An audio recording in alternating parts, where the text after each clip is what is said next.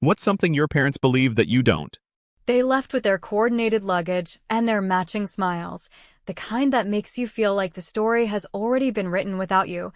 And I realized in that moment that I was not even supposed to be a footnote in their version of family.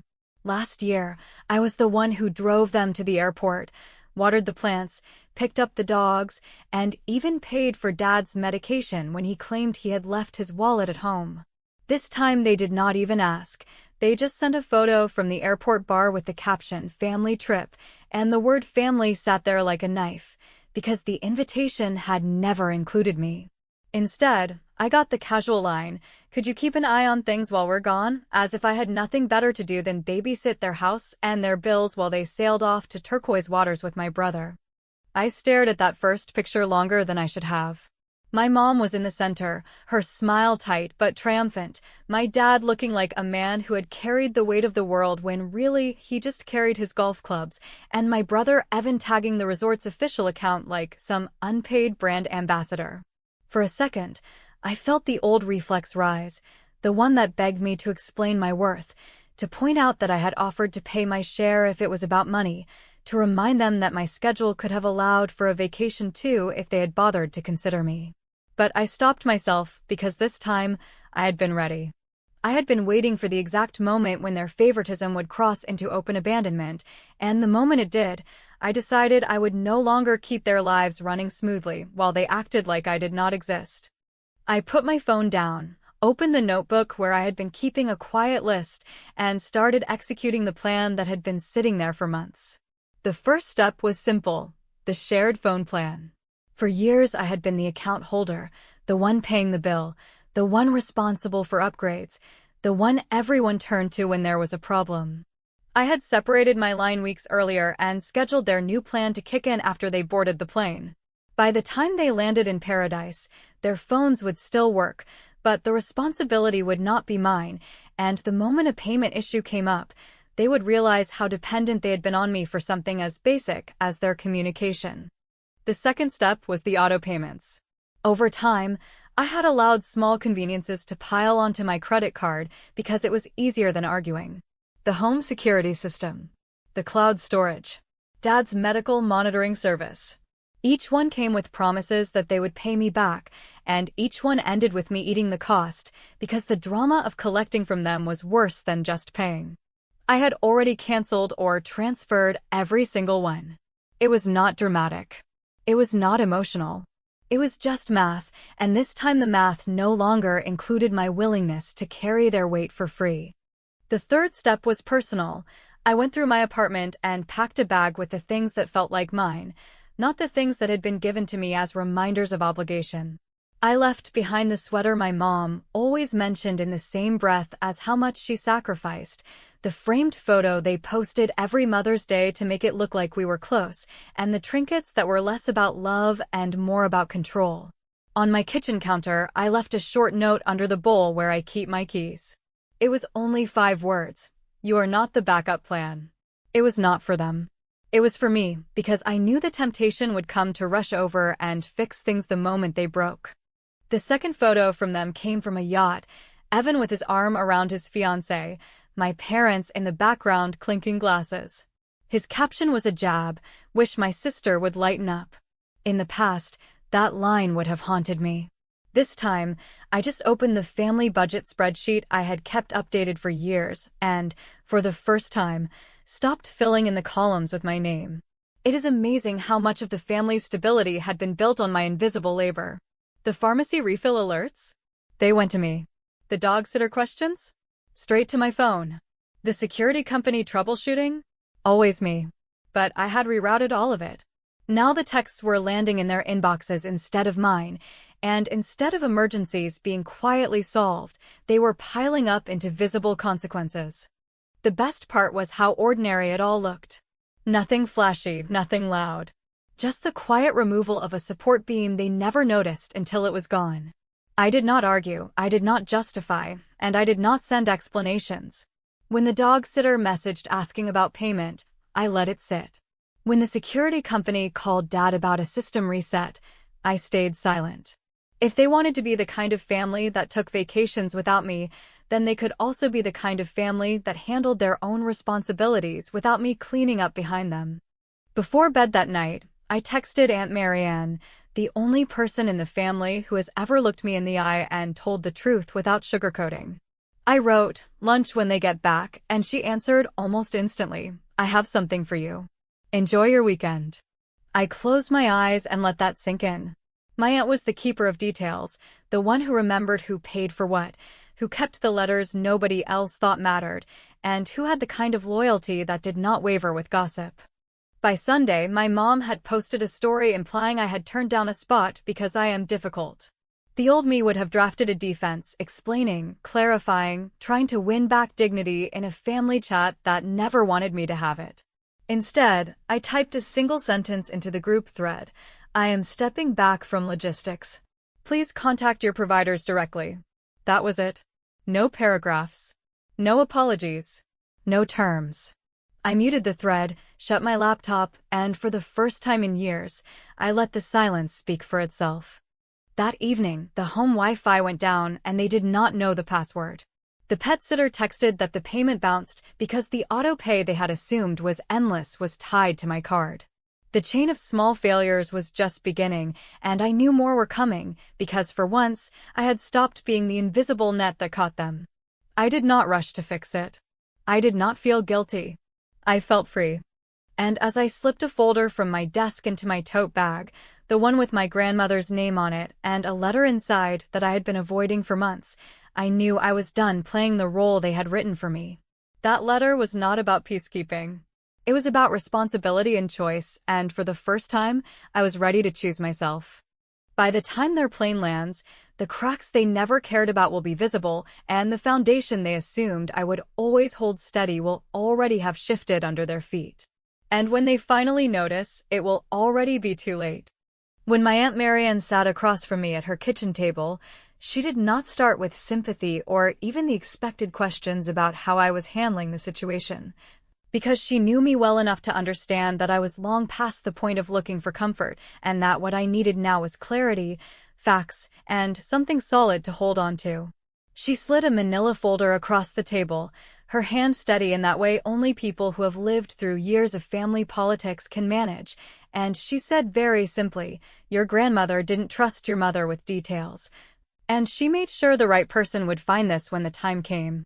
Inside the folder was a letter I had skimmed months earlier but never acted on, mostly because I thought that pushing against my mother would only make life harder, but now it felt different, because I was no longer worried about being the peacekeeper.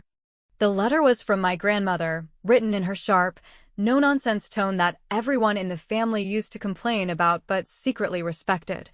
And it named me as the discretionary steward of an educational and housing fund meant for the grandchildren and eventually the great-grandchildren. The conditions were very clear. The money could only be used for legitimate documented needs, things like tuition, first homes, or proven emergencies, and it specifically excluded frivolous spending, luxury purchases, and image-driven nonsense. The letter also explained why she had chosen me, because I was the one who kept records, who followed through, and who did not play favorites. It was both an honor and a responsibility, and it made something snap inside me, because suddenly the years of being told that I was not as lovable, not as easy, not as fun as Evan were balanced against a private truth. That my grandmother had trusted me above all of them. I could almost hear my mother's voice in my head, the way she always dismissed anything that gave me authority, and I remembered vividly the day I had shown her this letter after finding it tucked in an old album. She had brushed it off with a wave, saying, "Oh, that was just a draft. Your grandmother was confused toward the end." And because I had been raised to believe that keeping the peace mattered more than being right, I had folded the letter back up and tucked it away. Now, though, with my aunt's calm confirmation and her assurance that the fund was not only real but active and legally structured, I knew my mother had lied. She had deliberately hidden this from me because it took power away from her and gave it to me, and she could not stand the idea of me having that kind of leverage. Marianne had also included bank statements, notarized documents, and even a contact for the attorney who had helped set the fund up originally. Which meant this was not some theoretical inheritance or vague promise, but a functioning account with real assets. The attorney, a man named Patel, explained in plain terms that my authority as steward was fully recognized, and that if I wanted to, I could activate controls immediately. Sitting there listening, I felt something inside me shift from bitterness to focus, because this was not just about payback anymore.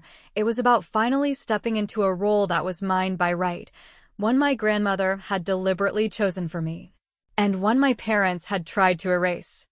The timing could not have been better, because while they were posting yacht photos and pretending life was perfect, the house they lived in was quietly being carried on the back of a mortgage that my mother had always treated like someone else's problem. What they never acknowledged was that for the past 2 years, whenever there was a shortfall or a late fee, I was the one who moved money around, dipped into savings, or quietly covered the gap so the family reputation would stay intact. They never said thank you, never even recognized that it was happening, and instead acted as if bills simply paid themselves. Now, armed with the documents in front of me, I realized I had been protecting them from their own recklessness, and I was done playing that role. The first thing I did with Patel was file the paperwork to freeze discretionary distributions that my mother had been tapping into under the guise of future planning for Evan. She had been using the family fund to cover his graduate applications, a down payment on a car, and even a partial stake in a business idea that collapsed within 6 months. None of those uses were authorized under the original conditions, and yet she had manipulated the trustee into approving them because nobody had stepped up to enforce the rules. When the freeze went through, it meant that from now on, every request had to meet the exact criteria in writing, with receipts and documented need. Evan would not be getting a check for a vacation or a car upgrade, and my parents would no longer be able to present the fund as a bottomless well for appearances. I will not lie, part of me worried about how ugly the confrontation would get once they realized what I had done. I knew my mother would accuse me of betrayal, my father would sit in silence, pretending he had no part in any of it, and Evan would throw a tantrum about how I had sabotaged his future. But that fear no longer outweighed the quiet satisfaction of knowing that for the first time, I was not cleaning up a mess, I was preventing one. By holding the line, I was making sure that the money my grandmother had intended for education and housing would actually go toward education and housing, not yacht trips and Instagram posts. And here is the part that really stung for them, even though they did not know it yet. The mortgage payment on their beloved house, the one they bragged about but could barely afford, had been kept current because of a stream of emergency distributions that technically violated the fund's charter.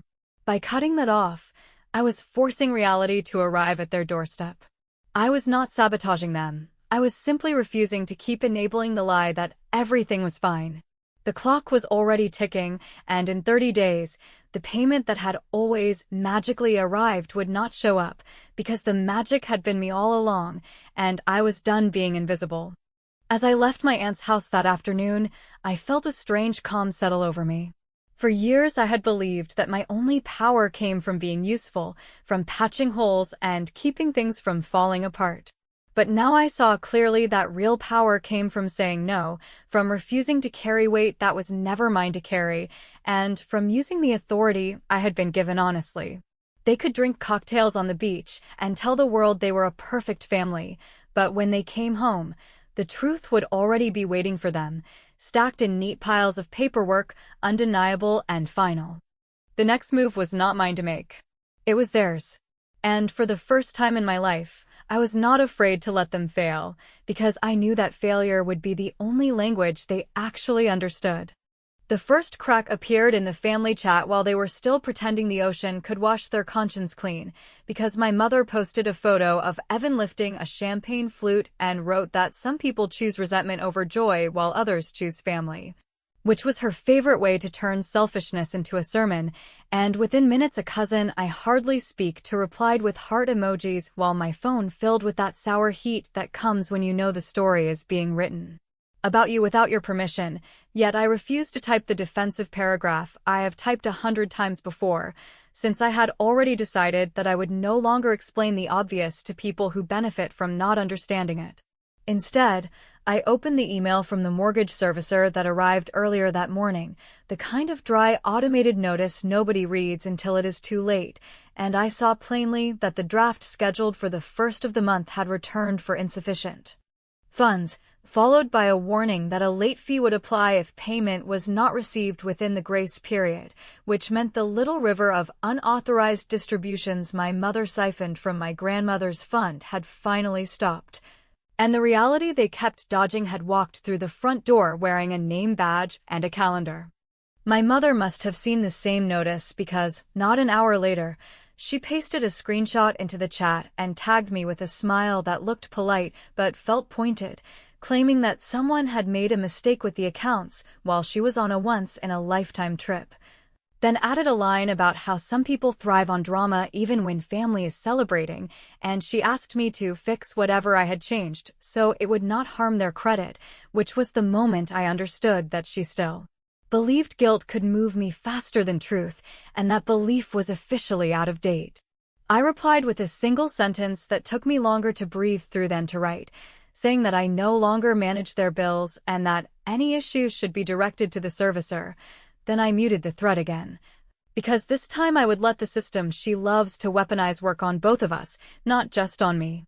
While they performed happiness, I drove to the tag office with a folder of receipts and a title I had paid off 2 years earlier when my mother claimed she needed a reliable car for appointments, which translated to errands that required compliments and the satisfaction of pulling into lots looking important, and I asked the clerk to transfer active possession back to me, which I had every right to do because the vehicle was purchased in my name, insured under my policy, and maintained by my bank account, and the only reason she had kept it this long was because I kept believing that being generous would someday be acknowledged as love. The clerk stamped the form. I scheduled a pickup with a mobile lockout service, and later that afternoon I walked up to the car parked at my parents' driveway, verified the plates and VIN, and drove it away without grand gestures, without a speech, and without a single text message, because the time for essays had passed, and the only language anyone respected now was action documented by paper. I went straight to the storage facility next, the one I had rented years ago to hold my grandmother's furniture and some of my own boxes while I moved apartments, a unit that gradually became a graveyard for my mother's purchases and Evan's failed business inventory, all of which lived there under my contract because it was easier to add one more box than to argue about boundaries. And I closed the account after moving my belongings to a small unit in my name across town, leaving behind a printed notice taped to the door with the date and time the lease ended and an inventory list of what remained so there would be no confusion, no accusations, and no space for gaslighting. It felt strange how quiet the world remained as I did it, how there were no fireworks and no lightning bolts, only the sound of locks clicking and invoices changing hands, and yet I could feel the shape of my life shifting. Not because I had become ruthless, but because I had finally become exact. Predictably, the performance escalated from paradise when my mother posted a story implying I had stolen a car out of spite, and that she had always supported her children equally while one of us made that impossible. And the comments from her circle followed the script where kindness means compliance, but the thread went oddly still when my Aunt Marian replied with a brief note that vehicle ownership is a matter of record and that speculation rarely changes public filings, which felt like the first time in my adult life someone cut through the fog on my behalf without asking me to bleed for it. Evan texted me privately to say I had embarrassed the family and to warn me that I was about to learn what loyalty really meant. And I stared at his message thinking about the years I sat in waiting rooms with Dad during tests he pretended were nothing and how many times I rearranged shifts to pick up Mom from cosmetic appointments she insisted were medical. And I realized that loyalty had never meant care in this house, it had meant silence and access. In the evening, a notice from the Homeowners Association popped up in the shared email account I had archived rather than deleted, and it reminded the property owner that the master insurance policy would require proof of updated coverage by the end of the month or a costly force-placed policy would be added to the loan, which I knew they could not afford and had been avoiding through extensions and charm, and I realized that the thing they treasured most was about to become the thing that finally forced them to behave like adults, because the house had always been their stage and their leverage, the proof they offered to the world that they were successful, devoted, and beyond reproach. What they never understood was that the house was also a contract with rules they kept breaking, and contracts do not care about captions, which is why I printed the HOA letter and the mortgage notice, clipped them to a copy of the vehicle transfer, and placed the packet in a simple envelope addressed to both of them because I wanted the record to greet them at the door before my voice ever did. It would be easy to say that taking the car and closing the unit were acts of revenge, and in a small way they were, because there is relief in finally reclaiming what is yours, yet the deeper truth is that they were acts of correction. Since for years I allowed convenience to masquerade as compassion, and I let my fear of conflict disguise itself as generosity, and that ends now not with fireworks, but with signatures that hold.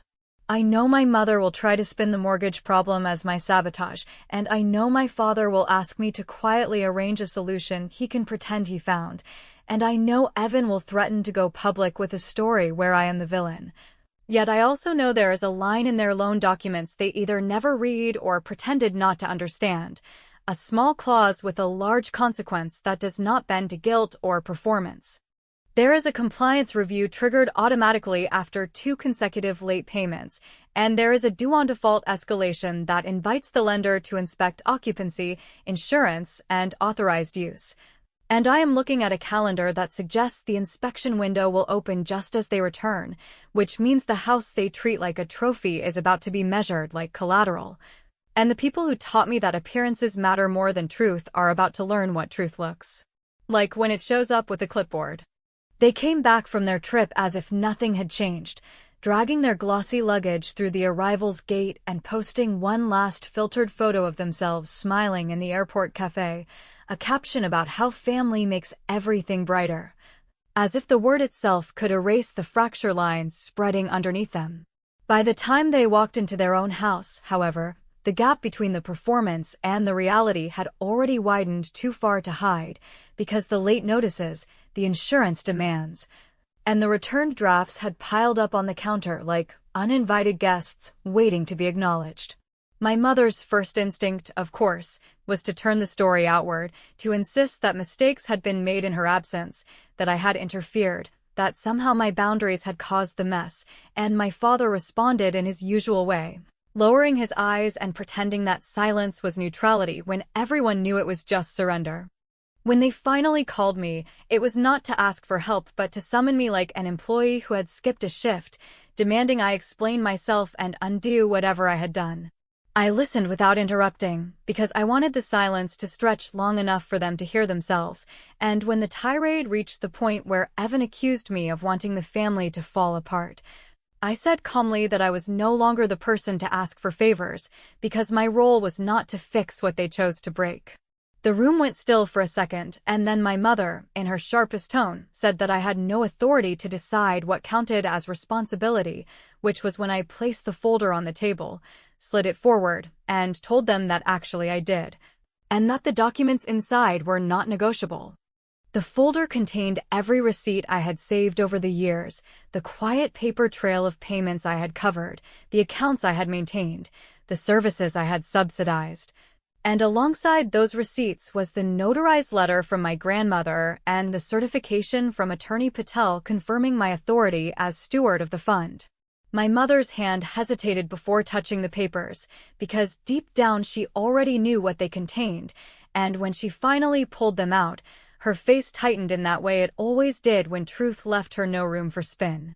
My father barely glanced at the pages, retreating into his familiar fog, while Evan tried to laugh it off as though it were some bureaucratic technicality, but Patel, sitting quietly in the corner with my Aunt Marianne, cleared his throat and explained with the measured tone of someone used to defusing conflict that what had been outlined here was final, enforceable, and binding, and that any future requests for support would need to comply with the documented rules.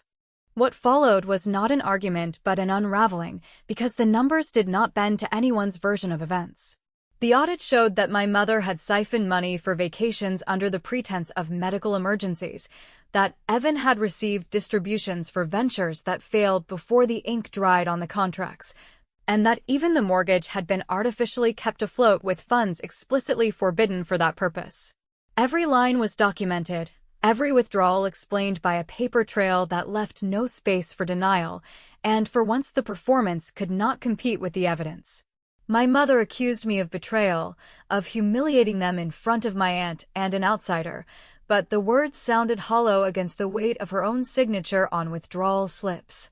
My father muttered something about family unity, and Evan insisted that this was all temporary, that successful families invest in each other without keeping score, but Patel shut that down with the plain fact that the fund was not theirs to treat like a personal wallet, and that my role was to enforce the rules, not bend them.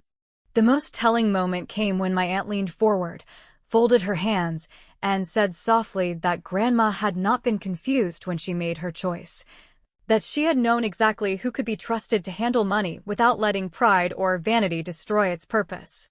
That silenced the room more effectively than any argument, because it reminded all of us that the foundation of this conflict went back years, and that my grandmother's decision had been deliberate. A correction for favoritism long before it escalated into open abandonment. For the first time, I felt the weight of being chosen not as a punishment or a burden, but as recognition, and I realized that my grandmother had seen the dynamics clearly enough to protect me even after she was gone. By the end of the evening, Patel had laid out a corrective plan: no further distributions without documentation, no exceptions for appearances, no allowances for impulse, and a freeze on luxury-related requests effective immediately. Evan stormed out, my mother slammed the folder shut, and my father lingered in the doorway as though searching for a way to pretend nothing had changed. I gathered the papers, thanked Patel and my aunt, and walked out without looking back, because I wanted them to sit in the silence of their own making. Driving home, I thought about how many years I had spent proving myself, chasing their approval, patching over every financial wound so that their public image would remain intact, and I realized that this confrontation had been inevitable. Not because I wanted revenge, but because the truth always waits, patient and sharp, for the moment when denial collapses under its own weight. They had always believed that loyalty meant silence, that I would keep carrying their burdens indefinitely just to stay in their good graces, but now the silence belonged to them, and the burden had been returned to its rightful owners. The irony was that I did not need to raise my voice or stage a dramatic rebellion to win. All I had needed to do was stop absorbing their consequences and let the system they ignored catch up with them. Still, as satisfying as it was to see the paper trail spread across the table, I knew that this was not the final reckoning, because the real test would come in the weeks ahead, when the next mortgage deadline approached and the insurance demand matured. They could rage and blame me all they wanted, but the calendar did not care about their stories, and neither did the lender.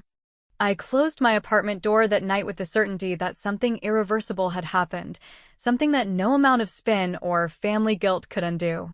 They had been exposed not by gossip or confrontation but by facts, and I had finally stepped into the role that had always been mine, not because I wanted control, but because control had been thrust upon me by the very person they had dismissed as confused. Now the countdown had begun, and whether they admitted it or not, they knew that the house they treated as untouchable was standing on a foundation that could no longer be hidden behind captions and champagne. The audit was over, the rules were set, and the clock was ticking toward a payment they could no longer dodge. The weeks after the audit unfolded with a strange mixture of silence and simmering hostility. Because my parents and Evan stopped sending their curated vacation pictures and inspirational quotes into the family chat and instead retreated into tight little circles where I was cast as the villain who had sabotaged their stability.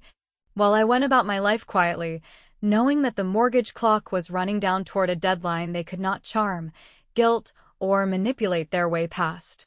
Each day that passed without a payment was another inch closer to the point of no return, and though I knew they were scrambling in the background, trying to patch holes with short-term loans and vague promises, the system they had ignored for years no longer bent to them. Because institutions do not care about stories of sacrifice or captions about family unity, they care about signatures, balances, and compliance. When the official letter arrived announcing the balloon payment triggered by their missed obligations, the panic finally broke through their silence, because my mother called me with a voice sharp enough to cut glass, insisting that I had done this to them deliberately. that I had orchestrated their downfall to prove a point, and she demanded that I fix it immediately since I was the one who always fixed things. I let her words pour out, waited for the pause that always came when she expected me to fold, and then I told her plainly that I had not caused anything. I had only stepped aside and allowed her own decisions to meet their consequences. The silence that followed was heavier than any argument because she knew it was true, and she also knew that I would not be moving this time. Instead of fighting with them, I had already taken steps with Patel to arrange a dignified exit that would prevent them from losing everything in a public collapse. A reputable buyer had expressed interest in the house, offering a price high enough to cover the debt and leave them with resources to downsize into something manageable, and Patel had structured the deal so that if they cooperated quickly, the transition would be smooth, private, and far less humiliating than foreclosure. All they needed to do was sign, accept reality, and move forward, but pride is often more expensive than any mortgage, and my mother's first reaction was to laugh in Patel's face, accusing him of conspiring with me to strip her of everything she had built. Evan joined in, declaring that he would never allow outsiders to dictate the fate of the house, as if his opinion had the power to override contracts and deadlines. My father, as usual, sat quietly, chewing the inside of his cheek, knowing on some level that resistance was futile, but lacking the courage to say it out loud. For a brief moment, I wondered if they would choose to let everything collapse just to preserve the illusion of control, but the lender's timeline was not abstract, and within 2 weeks the notice of escalation arrived, setting a date for inspection and initiating proceedings that would have made their situation public in ways they could not tolerate. Faced with that inevitability, their bravado cracked, and they reluctantly allowed Patel to finalize the sale. Watching them sign the papers was like watching a performance where every actor had forgotten the script because they moved through the motions stiffly, bitterly, as though acknowledging reality were an act of betrayal. Yet when the ink dried, the deal was complete. The house was sold above asking, and the debt that had been gnawing at their foundation for years was finally severed. My final move was not about cruelty or humiliation. It was about boundaries, justice, and the kind of clean ending that cannot be rewritten. The sale agreement included a provision I insisted on, moving support for them into a smaller place and a clause tying Evan's access to the remaining educational and housing fund to clear, measurable steps. He would not see a single cent unless he enrolled in and completed a financial management course and submitted proof of community service hours, both requirements that would force him to confront responsibility rather than escape it. Patel delivered the conditions without flourish, simply explaining that they were non-negotiable, and though Evan raged and threatened to cut ties entirely, the reality was that if he wanted access to resources, he would have to play by rules he could not charm his way around. In the final days before the move, I returned the car I had reclaimed to a buyer of my own choosing, closed out the storage unit for good, and redirected my energy into building a life that did not orbit around being the family's silent caretaker. When my parents walked through the door of their new, smaller home, they expected me to be waiting, ready to smooth over the rough edges, unpack boxes, and reassure them that everything would be fine, because that had always been my role. The invisible scaffolding that kept their fragile world upright. Instead, what they found was the echo of their own choices, because I was no longer waiting for them, no longer cushioning their landings, no longer making their failures disappear behind the curtain of my labor. On the day they tried to call me for help with a misplaced key, I let the phone ring out, and when Evan sent a message dripping with sarcasm about how proud I must be of myself, I read it, set the phone down, and did not reply.